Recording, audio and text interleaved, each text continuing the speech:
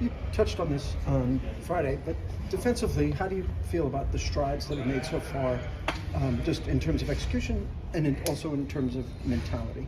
I think it's been good. That's been one of the strong points so far in camp. The effort is there from day one. As I mentioned, we've kept it pretty simple, and we'll start to add more of these next few days before the game. But effort, attention to detail has been good. I think our offensive guys can see how hard it is to score against us when we do things the right way, so that's an added benefit of throwing in the defense and kind of getting them all on the same page. Well, that makes it sound like you need another team to go against to see if it's the defense is doing great or the offense isn't doing well. Do you need to compare yourself to somebody else? No, not so much saying the offense isn't doing well. It's just when you do it the right way, it's bodies in front of bodies, and you guys have to really work to get shots off. It's not as easy as a traditional coverage, and so you see that from day one on both sides, and obviously it'll be good to get in the game and mix it up a little bit as well. Tari has talked about defensive communication, and on media day, he also mentioned wanting to be more of a leader on the defensive end. What are you seeing from him through camp so far, on that side of the floor?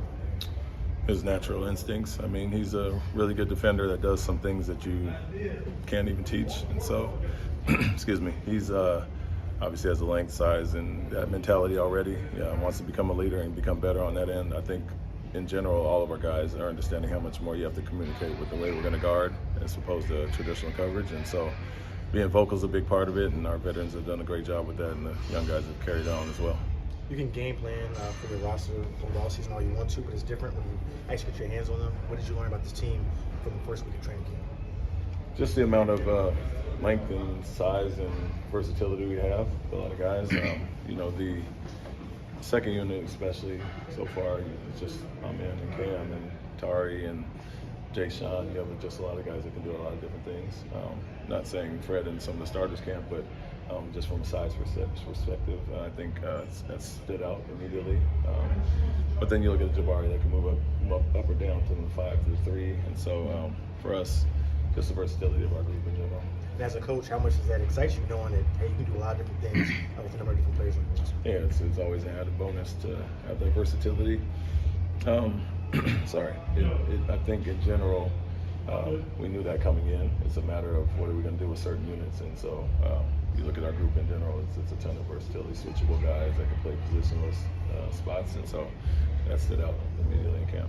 Have you had those lines? You measure your team not necessarily where you are, but you as a coach, you can see what y'all can be. Yeah. Are you encouraged by what you have on? Definitely knew that before I came in, and then to the point I made earlier, just seeing it live and the size and the versatility stands out. So, you project what we can be down the line. We try to expedite the process and get them on the same page early, but they made good strides in just 4 days, and so throughout the preseason, early part of the season, we expect to become even better for sure. In your mind, do you have a plan to go like 10-player rotation, 9 or 10 this season? It's going to be a tough one because we do have quality depth, and we go 3 deep at a lot of positions. So it's hard enough to play 9 or 10, let alone 11, 12 that are deserving. And so that's what camp is for. That's what these games are for in the preseason, and we'll figure out rotations from there. But you don't want to rule out anything about who you're going to play and try to limit it to a number. Guys will be deserving; they'll get the reps. Will everybody play on Tuesday? Probably not everybody in this too hard. I mean, we got 20 guys in camp right now, so we'll figure out what we want to do as far as rotations, who we want to see together, and what units we want to start and come off the bench. Of the guys who are not on standard NBA deals, some of the camp deals, who has really stood out from that group so far?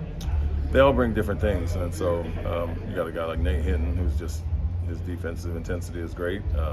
Other guys are shooters. Jermaine Samuel is a well-rounded guy. Matt Mayer shooting the ball. So it's a little bit of everybody. You could throw G. Nathan and all those guys. Trevor made big shots in the game. Darius makes shots. So guys that we've seen in the summer league, they do what they do, but they all have their own unique skill set. So I think all of them have done well. Like I mentioned, Trevor hit some big shots in the scrimmages.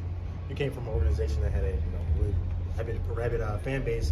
It's your first time as a coach here, and get a chance to get here with these fans. Do you have any memories of when you were a player or coaching in Boston, just about Houston fans, and kind of what stands out?